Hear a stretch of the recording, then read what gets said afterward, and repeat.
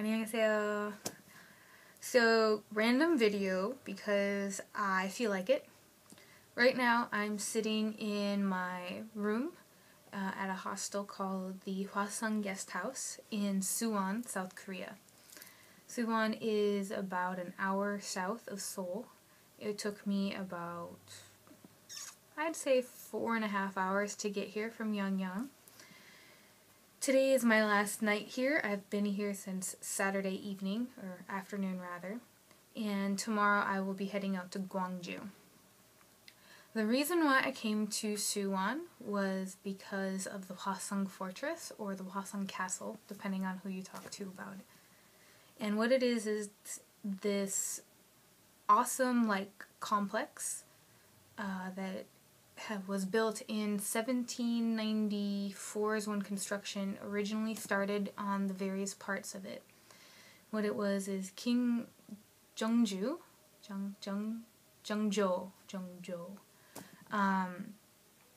decided to move the tomb of his father, King Sado, to a different location, which is here, near here. And I don't know the exact names of it because it's in Korean, of course, and I can't remember Korean names for the life of me.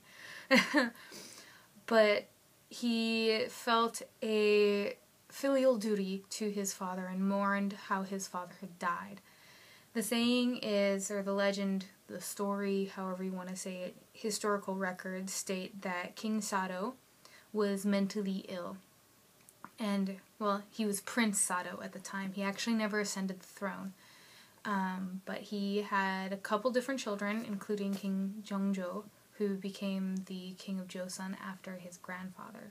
His grandfather, Prince Sado's father, ended up giving an order for Prince Sado to commit suicide or to kill himself because he did not see that his son, Prince Sado, was capable of ruling because of this mental illness.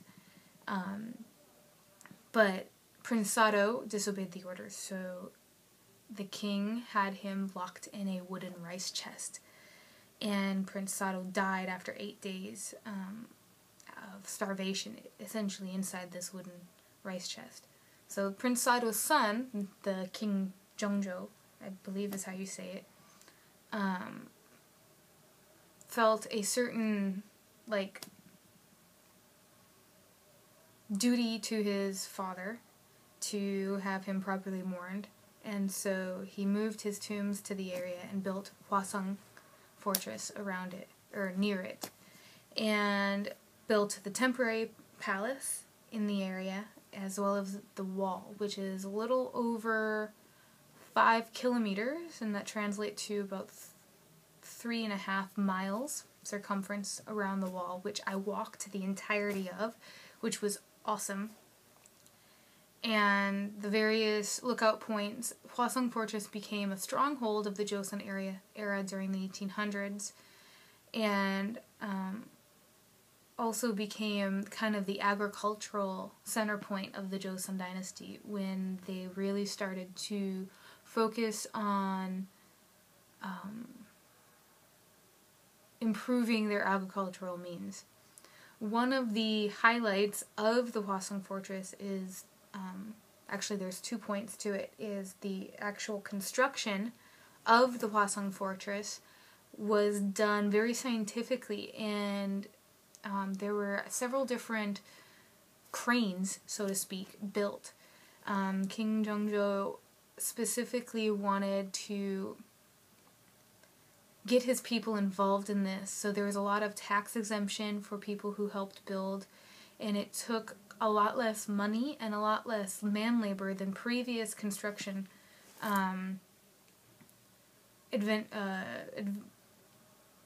adventures or whatever, because of some of the scientific breakthroughs, I guess you could say, that Jeongjo had brought in from Western things like cranes and things of that nature to haul and lift the heavy stones and bricks and things like that.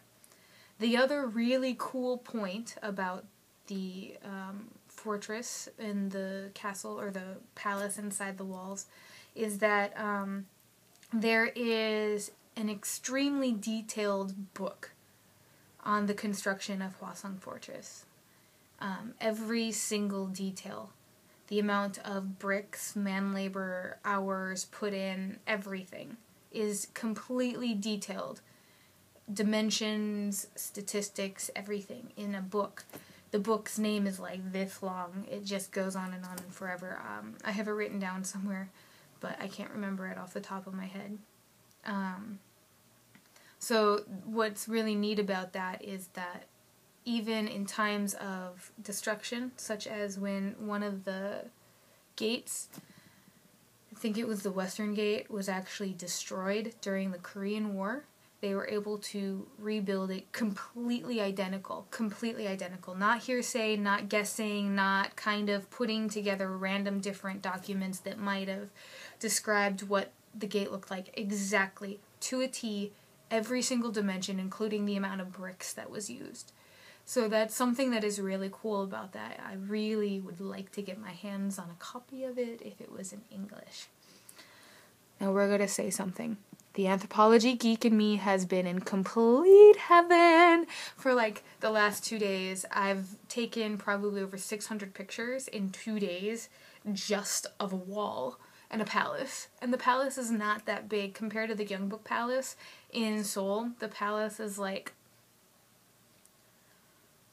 So for my mom, she'll know this. It's the size of the pasture. So it's a little shy of 10 acres. For those of you who know how big that is. It's not large at all. It's actually quite a small palace because it was known as a temporary palace. It was kind of a command post for the king when he came here to mourn and do the yearly rituals of paying respect to his father and doing his filial duty. And that's what the fortress is known for. Then it's known as the ultimate of filial duty actions and acts. So that's it. Pretty nifty, fun time that I'm having right now, despite being by myself. I've been in my room for a couple hours now because I took a nap because I was just so damn tired. So that's it for today. Hwaseong Fortress blog updates will be very informative as I do more research because the anthropology geek in me is going insane. Love you guys. 안녕.